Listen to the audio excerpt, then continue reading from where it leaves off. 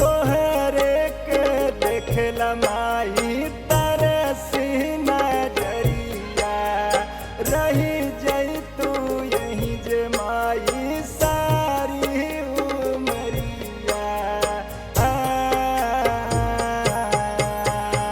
तोहरे के देखला माई तरसी नजरिया रही जई तू यहीं जे माई सारी उमरिया।